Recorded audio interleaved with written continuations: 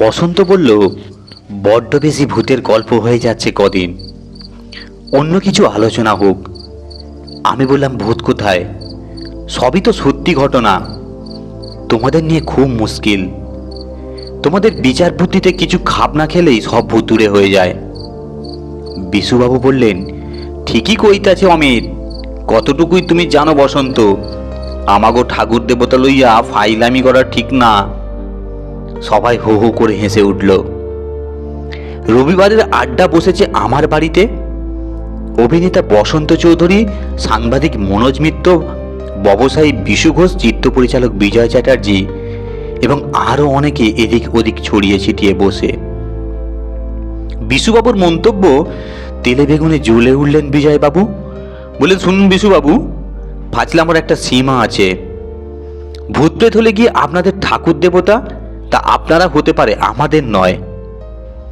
বিশুবাবু অবিচলিত বললেন, ওই হইল, যা বেগুন তাই বাইগন। মনোজিৎ এতক্ষণ তাকিয়া বুকে আঁকড়ে ঘুমোচ্ছিল। হঠাৎ মন্তব্য করল, যা বোকামি তাই বিশুবাবু। তা বসন্তের ভূতের গল্পে আপত্তি কেন? আমি একবার খড়দহে মামার বাড়িতে। মনোজিৎ বাক্য অসমাপ্ত করে রেখে বলল, দাঁড়ান একটু ঘুমিয়ে নিই, তারপর বলছি। আমি বললাম, থাক, তোমাকে আর বলতে হবে না, আমিই বলছি। বিশুবাবু আবার শান্তিনিকেতনের টাইনা আনবেন তো? আমি বললাম, না না, ঠিক শান্তিনিকেতন নয়, কাছাকাছি, যদি শুনতে চান তো বলি। বসন্ত বলল, জ্যান্ত ভূতের কাহিনী হলে আমি নেই। আমি বলছি তো, ভূত নয়, সত্যি ঘটনা, আমার নিজের অভিজ্ঞতা, আমাদের কয়েকজনের ভয় পাওয়ার ঘটনা। সেটা ভূত না প্রেত না মানুষ, তোমরাই বিচার করবে। ঠিক 40 বছর আগেকার কথা। 1946 সালের ডিসেম্বর মাস, শান্তিনিকেতন কলেজে পড়ি। আমরা 3 বন্ধু, শুভময়, বিশ্বজিৎ ও আমি, এক বান্ধবীর বিয়েতে গিয়েছি নৈহাটি। বিয়ের পরদিন ব্যান্ডেল হয়ে ফিরছি বোলপুর, রাতের ট্রেনে, আপার ইন্ডিয়া এক্সপ্রেসে। মাঝরাতের একটু পরে ট্রেন বোলপুর পৌঁছায়। আমাদের সঙ্গে মালপত্র বিশেষ নেই। ওদের 2 হাত ব্যাগ, আমার সুটকেস। সুটকেসে ভূষণ্ডির মাঠে গীতিনাট্যরূপ পাণ্ডুলিপি আছে। আমি গানে গানে পরশুরামের ভূষণ্ডির মাঠ গল্পটিকে নাটকের রূপ দিয়েছি। শান্তিনিকেতনে বাড়তিন অভিনয় হয়ে গেছে। নৈহাটি রওনা হওয়ার আগে বিশ্বজিৎ বলল, ম্যানাস্ক্রিপ্টটা সঙ্গে নিয়ে চল। বলা যায় না, বিয়ের আসরে কেউ যদি গানগুলো শুনতে চায়, তোর খুব নাম হবে রে। আমারও খুব ইচ্ছে নিয়ে যাই, বান্ধবীর আত্মীয় স্বজন ও বরযাত্রীদের ইমপ্রেস করি। তবু বললাম, বিয়ের আসরে ভূত পেতের গান কি মানাবে? শুভময় বলল, মানাক না মানাক, সঙ্গে তো নিয়ে চল। বন্ধুদের উৎসাহে সুটকেসে পাণ্ডুলিপিটা ঢুকিয়ে দিয়েছিলাম, একটি মাত্র কপি। তাই দিয়ে অভিনয় হয়ে যাচ্ছে। কলকাতায় শ্রীরঙ্গমে এবং নিউ এম্পায়ারেও হওয়ার কথা। তা যাই হোক, ট্রেন বর্ধমান ছেড়ে ফুল স্পিডে চলেছে। আমরা 3 জন একেবারে শেষ দিকে ছোট্ট একটা কামরায় বসে ঢুলছি। বিয়েবাড়ির হুল্লোড়, জার্নির ক্লান্তি সব মিলিয়ে অবসাদ। আদো ঘুম আদো জাগরণে গন্তব্যস্থানে নামার অপেক্ষায় আছি। খানা জংশন পেরিয়ে তালিত এবার, তারপর বনপাস। ট্রেনের ঘটাং ঘটাং আওয়াজ ছাড়া কোনো শব্দ নেই, নাক ডাকারও না। বনপাসের পর গুসকরা। ট্রেন ছুটছে, আমি ঢুলছি। ট্রেন একটা পুল পেরোলো, দুপাশে অন্ধকার। চাইনিজ উইঙ্ক দিয়ে ঘরবাড়ি, গাছপালা, মাঠঘাট কালো করে দিয়েছে কেউ। জানালা দিয়ে শীতের হাওয়া ঢুকছে। আমরা চাদর মুড়ি দিয়ে আছি, কয়েকজন শুয়ে আছে ব্যাংকে, কয়েকজন জানালার পাল্লা ফেলে হেলান দিয়ে ঘুমোচ্ছে। ঘুমোলে মানুষ কেমন যেন অন্যরকম হয়ে যায়, মুখটাও হয় আঁকা মাঁকা রকমের। কারো ঘাড় কাত, কারো ঠোঁট খোলা, কারো চোখ নেশাখোরের মতো ঢুলু ঢুলু। আমরা অপেক্ষা করছি বোলপুর কখন আসে। ভাবতে না ভাবতেই নিমেষের মধ্যে ঘটে গেল ব্যাপারটা। সামনের ব্যাংকের উপর হাঁটু মুড়ে শোয়া এক ভদ্রলোকের পায়ের কাছে আমার ছোট্ট সুটকেস রামভক্ত হনুমানের মতো পড়েছিল। পাশের দরজা খোলা, সেখানে দাঁড়িয়ে আছেন একজন বোধহয় বোলপুর যাত্রীকেও।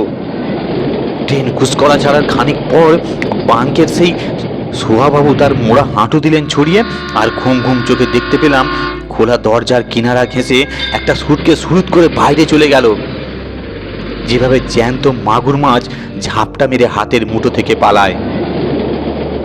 আমার সুটকেস পড়ে গেল বলে চেঁচিয়ে উঠলাম। শুনেছি বিপদে পড়লে চেন টানতে হয়। চেন টানলাম মানে চেন ধরে ঝুলে পড়লাম। শুভময়, বিশ্বজিৎ ঘুমের আবেশে ছিল, আমার চিৎকারে উঠে পড়ল। কামরার অন্যরা হতচকিত। সমবেত কণ্ঠে চিৎকার, কি হলো কি হলো? এদিকে ফুল স্পিড কমাতে কমাতে ট্রেন এসে থামলো মাইল 2 ছোটার পর। থামতেই 3 বন্ধু সেই নিরন্ধ অন্ধকারে নির্জন প্রান্তরে নেমে পড়লাম, থি ম্যাসকেটিয়ারের মতো। অন্যান্য কামরা থেকে নানা রকম জিজ্ঞাসা, কজন কাটা পড়লো মশাই, কমাসের বাচ্চা ডাকাত পড়লো নাকি? ওদিকে হাতের লাল বাতিতে মধ্যরাত্রির অন্ধকার দোলাতে দোলাতে ফিরিঙ্গি গার্ড সাহেব আমাদের সামনে হাজির। আমরা 3 বীরপুরুষ একটা ঝোপের কাছে অকুতোভয় দাঁড়িয়ে আছি। এগিয়ে গিয়ে বললাম, আমি চেন টেনেছি, আমার সুটকেস পড়ে গেছে। গার্ড অবাক, বলে সামান্য একটা সুটকেসের জন্য ট্রেন থামালেন? ননসেন্স, দিন 50 টাকা ফাইন। গার্ডের কথায় আমরা হকচকিয়ে যাই। এমনই আমাদের বুদ্ধি, ভেবেছিলাম গার্ডই এসে আমাদের সুটকেসটা খুঁজে বের করে দেবে, উল্টে বলা কিনা ফাইন দিন। শুভময় সাহস সঞ্চয় করে গার্ডকে বলল, অর্ডিনারি সুটকেস নয় স্যার, জানেন ওর ভেতর আছে ইম্পর্ট্যান্ট ম্যানাস্ক্রিপ্ট, একটা নাটকের পাণ্ডুলিপি। বিশ্বজিৎ বলল, মোস্ট ইম্পর্ট্যান্ট। সব কামরার জানালা দিয়ে অসংখ্য কৌতূহলী চোখ। অন্ধকার মাঠের মাঝখানে আমরা 4 জন। গার্ডের হাতের অস্পষ্ট লাল বাতিতে একে অন্যকে অলৌকিক জগতের মানুষ বলে মনে হচ্ছিল। গার্ড সাহেব কি বুঝলেন জানি না, খানি অবাক হয়ে তাকিয়ে হুইসেল দিলেন, ফু দুলিয়ে দিলেন নীলবাতি এবং আমাদের বললেন, search your important manuscript, don't fear, no tiger. গাড়ি আবার চলতে শুরু করলো। গার্ড সাহেব লাফিয়ে উঠলেন তার কামরায়, আর আমরা 3 জন কৃষ্ণপক্ষের অন্ধকারে ঘেরাও হয়ে নির্জন মাঠের মাঝখানে রেল লাইন ধারে দাঁড়িয়ে রইলাম। ট্রেনের সর্বশেষ কামরার পেছনে লাল বাতিটা দূর থেকে দূরে মিলিয়ে যেতেই মনে হলো, এ কি করলাম, কেন ট্রেনে উঠলাম না, এখন ফিরবো কি করে? রাত তখন 12:30। অন্ধকারে একজন আর একজনের মুখ দেখতে পাচ্ছি না। কথা বললে গলার স্বরে বুঝছি কে বিশ্বজিৎ, কে শুভময়। বিশ্বজিৎ বলল, এই অমিতটার জন্য এমন হলো। আমি রেগে গিয়ে বলি, চুপ কর, নিজেই বললি মোস্ট ইম্পর্টেন্ট ম্যানাস্ক্রিপ্টটা। বিশ্বজিৎ বলল, ঝগড়া করে লাভ নেই ভাই, চল সুটকেসটা খুঁজে আনি। আমি বললাম, কিন্তু বোলপুর ফিরবো কি করে, কত মাইল এখান থেকে? বিশ্বজিৎ বলল, মাইল 12-13 তো হবেই। আমি বললাম, এতটা হাঁটবো কি করে? শুভময় বলল, হাঁটতেই যখন হবে ভেবে লাভ নেই, বরং গুস করার দিকে এগিয়ে চল, সুটকেস খুঁজি। শুভময় এমনভাবে কথাটা বলল যেন বাড়িতে কলম হারিয়েছে, একটু খোঁজাখুঁজি করলেই পাওয়া যাবে কোনো ড্রয়ার বা খাটের তলায়। যাই হোক, আমরা সুটকেসের খোঁজে উল্টো দিকে হাঁটা দিলাম। সামনে বিশ্বজিৎ, পেছনে শুভময়, মাঝখানে আমি।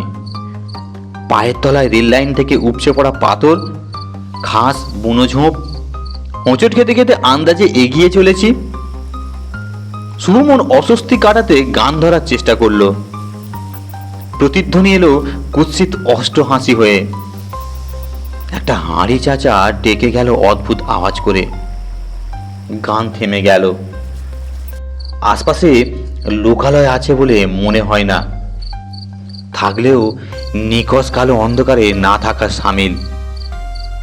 বিশ্বজিৎ বলল, পা চালিয়ে চল, সুটকেস নিয়ে বোলপুরে পথে হাঁটা দেব। এমনভাবে ও কথাটা বলল যেন সুটকেসটা পথের ধারে পড়ে আছে, শুধু আমাদের তুলে নেবার অপেক্ষা। আরো একটু এগোলাম, আন্দাজে আন্দাজে। সামনে ঢিবির মতো একটা ঝোপ। পাশ কাটিয়ে যাওয়ার সময় মনে হলো ঝোপের গায়ে গা মিশিয়ে কে যেন বসে আছে। হাঁটু মুড়ে দুহাত বুকে চেপে। আবছা আবছা দেখলাম কঙ্কালসার শরীর, চুল, সনের নুড়ি, কোমরে এক ফালি ছেঁড়া কাপড়, কঠোরবন্দি দুই চোখ স্থির। শুভম বলল, এই তুই কোনো সুটকেস পেয়েছিস? শুভমের গলার স্বর এমনই যেন একটু গলা চড়িয়ে বললেই ফেরত পাওয়া যাবে। ওই মূর্তিটির চোখ পাথর, আমাদের দিকে অপলক। আমি বললাম, না রে, ও বোধহয় নেয়নি। আমরা দু পায়ে এগোলাম। এগোতেই একসঙ্গে তিনজন ভয়ে কাঠ। পাহাড় নড়ে না, গলা দিয়ে আওয়াজ বেরোয় না। এ কি দেখলাম? এ তো মানুষ নয়, নিশ্চয়ই কোনো প্রেতাত্মা। এই দৃষ্টি, এই চেহারা মানুষের হতে পারে না। বুকে হাঁপড়ের মতো শব্দ উঠল। আমাদের হাত তিন দূরে একটা প্রেতাত্মা। গা ঘেঁষে আমরা তিনজন আর ওই বীভৎস মূর্তিটি। অন্ধকার চিরে দূরের কোনো এক জায়গা থেকে হাওয়ায় হাহা রব ভাসতে লাগলো রেল লাইনের দুধারে। কোথা থেকে এলো এমন তীব্র আলোর এক ঝলক ক্ষণকালের জন্যে? সেই আলো আশপাশের অন্ধকারকে আরো নিরন্ধ করে তুলল। কানের কাছে অনবরত বাজতে লাগলো, এটা কথা, মানুষ নয় প্রেতাত্মা, মানুষ নয় প্রেতাত্মা। আমাদের আজ এ কি হলো? বুদ্ধিটা আসছে একটু দেরিতে। চেন টানার পর মনে হলো টানা ঠিক হয়নি। ট্রেন চলে যাওয়ার পর মনে হলো পড়ে থাকা ঠিক হয়নি। প্রথম দর্শনে নয়, বীভৎস স্থির মূর্তিটি দেখার পর মনে হলো কি দেখলাম।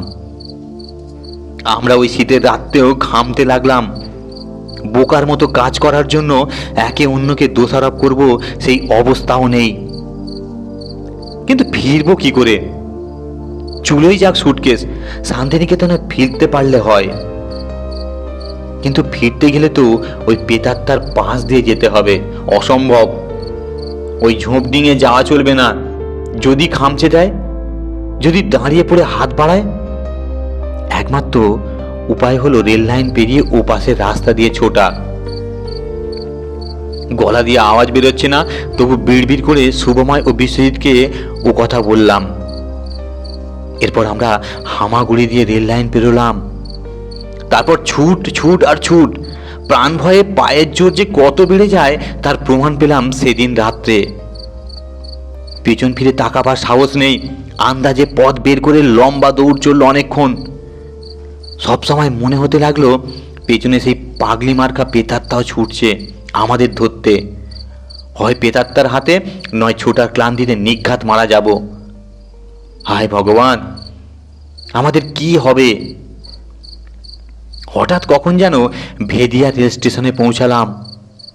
ভয়, উত্তেজনা ও ক্লান্তিতে প্ল্যাটফর্মে গড়িয়ে পড়লাম। কারো মুখে কথা নেই। সেই জীর্ণ শীর্ণ স্থির চক্ষু চেহারা তিনজনের সামনে ভাসছে। অনেক দূর ছুটে এসেছি, তবু ওই চেহারার বিভীষিকা থেকে নিস্তার নেই। এ কাকে দেখলাম আমরা? কিছুক্ষণ পর তিনজনই সম্বিত ফিরে পেলাম। হেঁটে এখনই বোলপুর যাওয়ার প্রশ্ন ওঠে না, এখানে রাত কাটাতে হবে। কিন্তু প্ল্যাটফর্মে কোথাও আলোর রেখা নেই। প্রচণ্ড ঠান্ডা। এটা ভেদিয়া রেল স্টেশন না আফ্রিকার কোনো জায়গা বুঝতে পারছিলাম না। প্রথম কথা বলল বিশ্বজিৎ, চল স্টেশন মাস্টারের কোয়ার্টারে যাই, দেখি কোনো সাহায্য মেলে কিনা। আমি বললাম, খুব খিদে পেয়েছে রে। শুভময় ধমকে বলল, বাবুর খিদে পেয়েছে, লজ্জা করে না এই কথা বলতে? তোর জন্য এই ভোগান্তি। কেন তোর সুটকেস পড়লো? কেন ভুসুন্ডি মাঠের ম্যানস্ক্রিপ্টটা তুই সঙ্গে নিয়ে এসেছিলিস?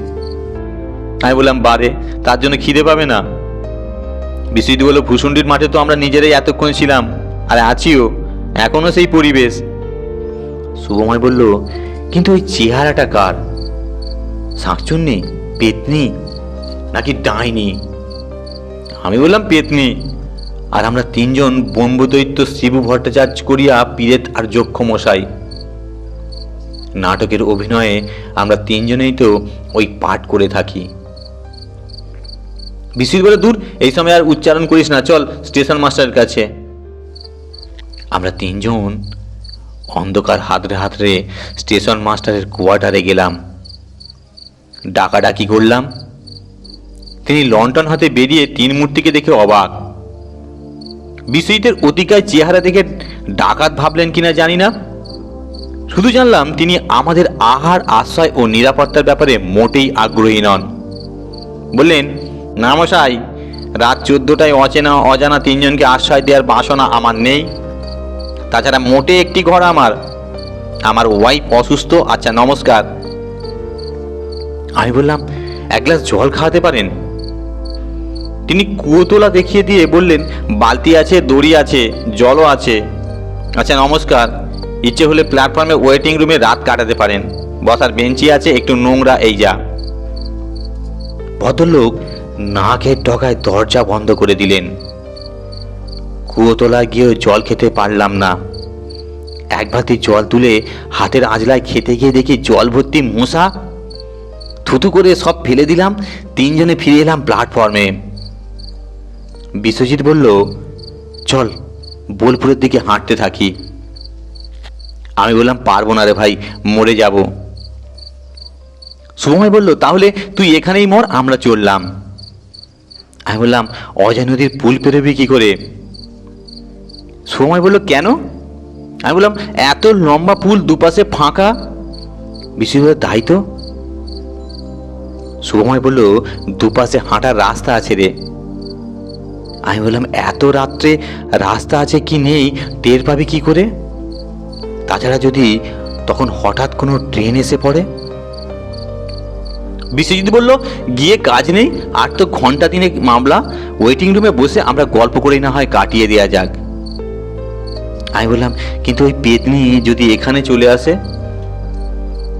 শুভময় বলল, আসলে আসবে, আমি আর না বসে পারছি না।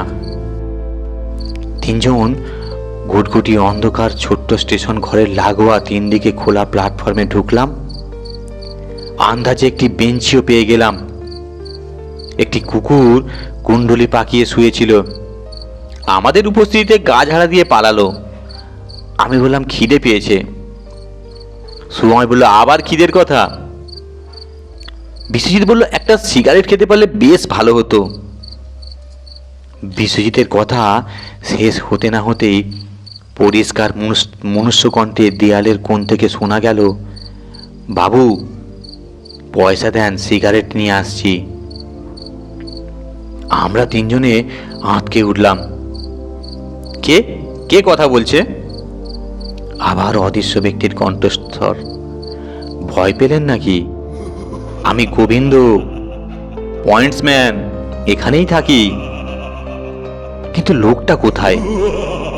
হ্যাঁ, ওই তো, মুখটা দেখা যাচ্ছে না। আবছা মতো একটা চেহারা এক কোণে বসে আছে। এত রাতে কোথায় পাবে সিগারেট?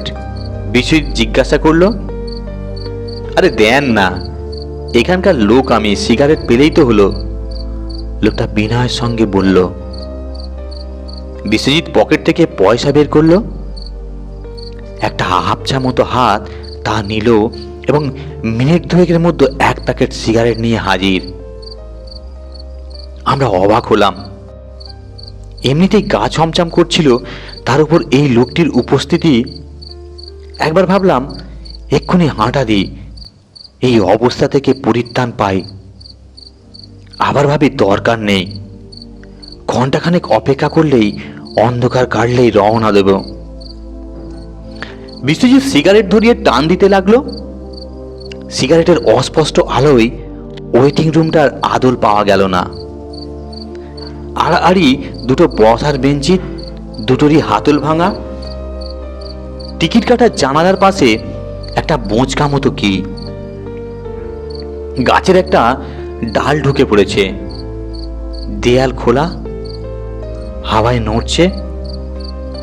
বোঁচকাটার পাশে গুটিসুটি বসে থাকা একটা লোক, সাদা কাপড়ে হাত পা মাথা ঢাকা, মুখটা দেখা যাচ্ছে না। বিশ্বজিৎ যেই টান মারে, ঘরের চেহারা যৎ সামান্য দেখা যায়। একটু পরেই আবার জেগে সেই, একবার অন্ধকার, একবার অস্পষ্ট ছবি। যতবার টান দেয় ততবারই একই ছবি, যেন একটা জোনাকি ঘরে ঢুকেছে আর বেরিয়ে যাচ্ছে। লোকটা দেখলাম খারাপ নয়, নানা রকম গল্প জুড়ে দিল। বলো ভালো কীর্তন জানি, গান শুনবেন নাকি বাবু মশাইরা? আমাকে ভয় পাবেন না। আমি বললাম আর গান, খিদে যা পেয়েছে একটু চার বিস্কুট খেলেই ভালো হতো। বিস্কুটের সিগারেটের টানা শেষ, জোনাকির মতো ক্ষণিক আলোও নেই। মনে হলো লোকটা উঠে দাঁড়িয়েছে, বললো পয়সা দেন, চা বিস্কুট নিয়ে আসি। এত রাত্রে এই অজপাড়া গায়ে চা বিস্কুট? লোকটা বলে কি, তোমার মাথা খারাপ নাকি হে? শুভময় বলল কথাটা। সিগারেট তো পেয়েছেন, চাও পাইবেন। লোকটা উত্তর দেয়। পয়সা বের করতেই সাদা কাপড়ে ঢাকা একটা হাত এগিয়ে গেল, খুব কাছে বলে দেখতে পেলাম। আমরা তখনও লোকটার পরিচয় নিয়ে আলোচনা করছি এবং নিজেদের মধ্যেই প্রশ্ন করছি, পয়েন্টসম্যান যদি হয় তাহলে নিজের ঘরে না থেকে এখানে কেন রাত কাটায়? তবে লোকটা সম্পর্কে ভয়ও কমে গেছে, কথাবার্তা স্বাভাবিক, তার উপরই উপকারী। লোকটা সত্যি সত্যি মাটির ভাঁড়ে 3 কাপ চা এবং 2টো করে বিস্কুট নিয়ে এলো। বাকি পয়সা ফেরত দিল না। লোকটা থাকাতে বড় ভালো হয়েছে, না থাকলে বোধহয় বেশি ভয় করত। চতুর্থ একজনের সঙ্গে কথা বলার সুযোগ অন্তত পাওয়া যাচ্ছে। তাছাড়া যখন যা চাইছি দিয়েও যাচ্ছে, কিন্তু আনছে কোত্থেকে? স্থানীয় লোক হলেও এত রাতে দোকান কোথায়? মরুগ্গে, আমরা তো যা চাই তাই পেয়ে যাচ্ছি। চা খাওয়ার চুকচুক শব্দ ঘরের নিস্তব্ধতাকে টুকরো টুকরো করে ভাঙছিল। এমন সময় লোকটা বলল, আপনারা খান, আমি একটা গান গাই। বলেই আমাদের অনুমতির অপেক্ষা না করে একটু খোনা গলায় একটা গান ধরল। এ ভবসাগর কবে হবে বালুচর, আমি হেঁটে হব পার। হোক না খোনা, ভালোই গায় লোকটা। বিশ্বজিৎ ফোড়ন কাটলে আমাদের কথা ভেবে গানটা গাইলে নাকি হে? আগে অজয় নদীতে যে জলের ক্ষীণ ধারা, আমরা রেলপুল কি করে পেরবো ভাবছি। তার বদলে পুলের নিচের দিকে বালিতে ভরা অজয় নদী হেঁটে পার হয়ে ওদিকে যাব। আর এমন সময় তুমি ওই গান ধরলে। লোকটা হো হো করে হেসে উঠল। হাসিটা কেমন যেন অদ্ভুত, আর একটা অদ্ভুত ব্যাপার লাগলো। চারিদিকে মশা গিজগিজ করছে, আমরা অনবরত মশা তাড়াচ্ছি চড় চাপড় মেরে। লোকটা কিন্তু মশার উপদ্রবে বিন্দুমাত্র বিচলিত নয়, গা ঢেকে জুবুথুবু বসে আছে। ততক্ষণে আমরা অনেকটা সাহস সঞ্চয় করেছি, চা বিস্কুট খেয়ে ভালোই লাগছে। শুভময় আমাকে বলল, তোর ওই স্টেশন মাস্টারের চেয়ে আমার এই পয়েন্টসম্যান অনেক ভালো। আমি বললাম, বাবা, যা খারাপ সে আমার লোক, আর ভালো লোকটি তোর। চমৎকার ভাগ বাটোয়ারা। আমার ভাবনা শেষ হতে না হতেই লোকটা বলে উঠল, আমার হাসিটা বরাবরই ওই রকম বাবু, ভয় পাবেন না। আশ্চর্য, লোকটা আমার মনের কথা টের পেলে কি করে? আমি বললাম, তুমি কি রোজ রাত্রে এখানেই থাকো? আর কোথায় যাব বাবু, বউটা বেঁচে থাকলে না হয়। লোকটা কাঁদো কাঁদো গলায় বলে উঠল। আমরা 3 জন উঠে প্ল্যাটফর্মে কিছুক্ষণ পায়চারি করলাম, আবার এসে বেঞ্চিতে বসলাম। লোকটা তখনও বসে আছে। বলে, রাত পুইয়ে এলো প্রায়, আপনারা আরেকটু জিরিয়ে নিন, অনেক ধকল গেছে। বলেন তো পাটা টিপে দিই, পায়ের তলায় হাত বুলোলে ঘুম এসে যাবে। লোকটার ভাড়া বাড়ি। 3 জনে হেসে ফেললাম। হুকুম করলে বোধহয় ঘুম পানি গানও গিয়ে দেবে নাকি? আমি বললাম, ঢের হয়েছে, আর কষ্ট করতে হবে না। লোকটা বলল, মাইল 2-3 দৌড়ে এলেন, পা ব্যথা করেছে নিশ্চয়ই। আমি বললাম, করেছে, তবে তুমি তা জানলে কি করে? লোকটা, জানি জানি, আমি সব জানি। লোকটা বিজ্ঞের মতো জবাব দিল। আমি আর ঘাঁটালাম না। একবার শুধু জানতে চাইলাম, গুস করার পথে রেল লাইন ধারে একটা ঝোপের মধ্যে বসে থাকা মূর্তিটির কথা সে জানে কিনা। লোকটা হা হা করে হেসে উঠল, তারপর চুপ। ইস, কি কুক্ষণেই না বিয়ের নিমন্ত্রণ খেতে বেরিয়েছিলাম। লোকটা কিন্তু নাছোড় বান্দা। গোয়ার গোবিন্দ বলল, মাথাও টিপে দিতে পারি, নাকি আর এক কাপ চা খাবেন, এনে দিই? আমরা কোনো জবাব না দিয়ে বসে রইলাম। একটু তন্দাও এসেছিল তিনজনের। মাথার মধ্যে ঘুরছে ট্রেন, সুটকেস, চেন, গার্ডের লালবাতি, ঝোপঝাড়, অন্ধকার, সেই বিভৎস মুখ, দৌড় আর দৌড়। আমি কোথায়? বৃষ্টিতে ডাকাটাকিতে তন্দা ভেঙে গেল। বলল, চল রওনা দিই। তাকিয়ে দেখি আকাশটা ফর্সা হতে শুরু করেছে। রাতের কালি বিরাট একটা জলমাখা বুরুশ দিয়ে যেন কেউ মুছে মুছে দিচ্ছে। সূর্য ওঠার বাকি, কিন্তু পাখির ডাকাটাকি শুরু হয়ে গেছে। এতক্ষণে ঘরটার দিকে নজর পড়ল। কি নোংরা, কি নোংরা! বাদামের খোসা, কলার খোসা, ছেঁড়া কাগজের পাতা। ইস, এখানেই আমরা রাত কাটিয়েছি। কিন্তু ওই লোকটা গেল কোথায়? কোথায় কেটে পড়ল লোকটা? বেশ ভালো মানুষ, ওনা থাকলে আমাদের রাত কাটতেই চাইতো না। বিশ্বজিৎ আর শুভময় তাদের হাত ব্যাগ কাঁধে তুলে রওনা হলো। আমার সঙ্গে নেবার কিছু নেই। খালি হাতে চোখ কয়লাতে কয়লাতে ওদের পিছু ধরলাম। ততক্ষণে আকাশ অনেকটা ফর্সা হয়ে গেছে। শুভময় বলল, লোকটাকে একটু ধন্যবাদ জানাবো, সুযোগও পেলাম না। খুব সাহায্য করেছে আমাদের। হঠাৎ কোথায় গিয়ে গেল। বিশ্বজিৎ বলল, ওকে বললে হয়তো অমিতের সুটকেসটাও এনে দিত, ইম্পর্ট্যান্ট ম্যানাস্ক্রিপ্টটাও পাওয়া যেত।